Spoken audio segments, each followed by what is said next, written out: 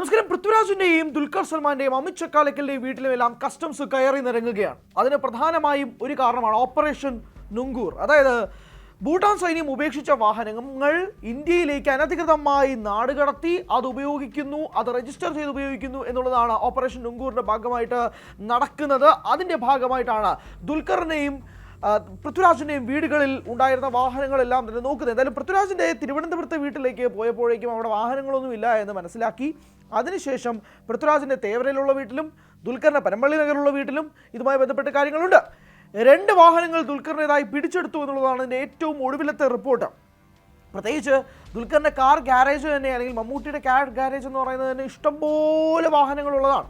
അവിടെ നിന്നുകൊണ്ടാണ് ദുൽഖറിന് 2 വാഹനങ്ങൾ പിടിച്ചെടുത്ത. ഒരു ഡിഫൻഡറുമുണ്ട് അതിലൊന്ന് എന്നുള്ളതാണ് നമ്മൾ മനസ്സിലാക്കുന്നത്. എന്തായാലും ഈ കാര്യത്തിൽ 2-3 കാര്യങ്ങൾ കറങ്ങി നടക്കുന്നുണ്ട്. അതായത് എന്തുകൊണ്ട് പൃഥ്വിരാജിൻ്റെയും ദുൽഖർ സൽമാൻ്റെയും വീടുകളിൽ ഈ റെയ്ഡ് നടക്കുന്നു എന്നുള്ളതാണ്. അമിത് ചക്കാലക്കലിൻ്റെയും വീട്ടിലുണ്ട്, പക്ഷേ അമിത് നിലവിൽ അന്വേഷണവുമായി സഹകരിക്കുന്നില്ല എന്നുള്ളതാണ് മനസ്സിലാകുന്നത്.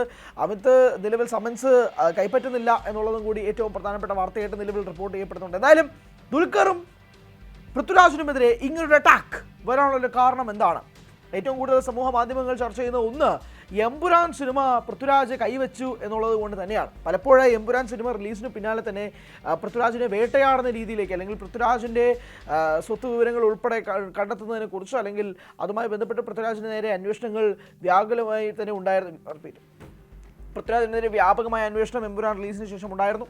അതിനെ തുടർച്ചയായിട്ടാണോ ഈ ഓപ്പറേഷൻ നുങ്കൂറിൻ്റെ ഭാഗമായി പൃഥ്വിരാജിൻ്റെ കാറുകൾ, അല്ലെങ്കിൽ കാർ കളക്ഷനുകളുമായി ബന്ധപ്പെട്ടുള്ള ചർച്ചകൾ, അല്ലെങ്കിൽ ഇതുപോലുള്ള അന്വേഷണങ്ങൾ നടക്കുന്നത് എന്നുള്ളതാണ് ഒരു വിഭാഗം ആളുകളുടെ വാദം. കാരണം എമ്പുരാൻ പോലെ കൃത്യമായി അവർ മുന്നോട്ട് വെച്ചിരിക്കുന്ന രാഷ്ട്രീയപരമായിട്ടുള്ള കാര്യങ്ങൾ കേന്ദ്ര സർക്കാരിനെതിരെയാണ് എന്നുള്ള കാര്യം മുൻകൂട്ടി സൂചിപ്പിച്ചുകൊണ്ടാണ് ഇവിടെ പൃഥ്വിരാജിനെതിരെ ഇങ്ങനൊരു കളി നടക്കുന്നത് എന്നുള്ളതാണ് ഒരു വിഭാഗം ആളുകൾ സൂചിപ്പിക്കുന്നത് എന്നുള്ളതാണ്. നമുക്ക് ലാൻഡ് ക്രൂസർ ആവട്ടെ, land rover, Tata XUVs, Mahindra Tata ട്രക്കുകൾ എന്നിവയടക്കം റോയൽ ഭൂട്ടാൻ ആർമി ഉപേക്ഷിച്ച 150 വാഹനങ്ങൾ നിയമവിരുദ്ധമായി ഇന്ത്യയിലേക്ക് കടത്തി ഹിമാചൽ പ്രദേശിൽ രജിസ്റ്റർ ചെയ്ത് 4 ഇരട്ടി വിലയ്ക്ക് വിറ്റഴിക്കപ്പെട്ടിരിക്കുന്നു എന്നുള്ളതാണ്.